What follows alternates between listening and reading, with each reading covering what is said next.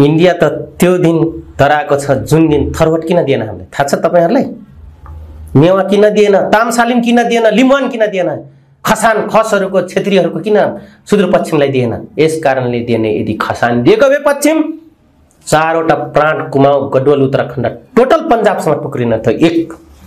थरवट दिएको भए यूपी आधा र बिहार आधा टुक्रिन्थ्यो त्यसपछि भारत पनि टुक्रिन्थ्यो अहिले पनि टुक्रिन्छ तिब्बतको कुरा ल्याएर नेपाललाई बेस बनायो भने भारत कति टुक्रा हुन्छ त्यो हामी जान्न छौं त्यसकारणले यसरी माथि ठुक्यो भने यो ठुक आकाशमा जान्न आफ्नैमा आउँछ भने यो डिप्लोमेटिक यदि राम्रो डिमाग डिप्लोमेसी जानेछन् भने यो कुरा मनन गर्नुस् मैले त्यहाँको आफुलाई डिप्लोमेट बन्ने ख्यासहरुलाई मैले भन्दै छु साले नलायकहरुलाई र चट्टानमा गाडी ढुङ्गा हाने भने यही आउँछ भन्ने कुरा कहिले नबिर्सिँदा हुन्छ यदि पूर्व लिम्बुवान दिएको भए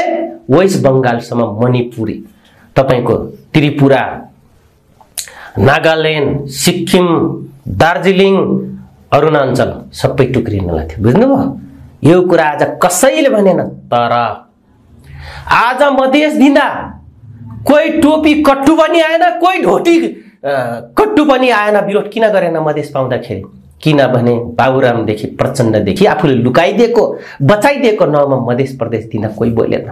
कोही राष्ट्रको नाउँमा तर थारूलाई बदनाम गरिदिए त्यहाँ भित्र घुसेर हानेर लक्ष्मण न्युपानेलाई मार्ने क्रममा तर अब म इन्डियालाई भन्छु नेपाललाई बेस बनाउनु तिमीहरुको लागि खतराको घडी यो 100% हो पशुपति कसम खाएर भन्दिन्छु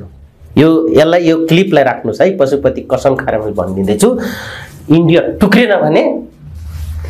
त थारू नेपाल अशान्त भयो भने इन्डिया टुक्रिन्छ मदल टुक्रिन्छ 100% हो यो क्लिप इन्डियन एम्बेसीमा पठाउँदा बेटर होला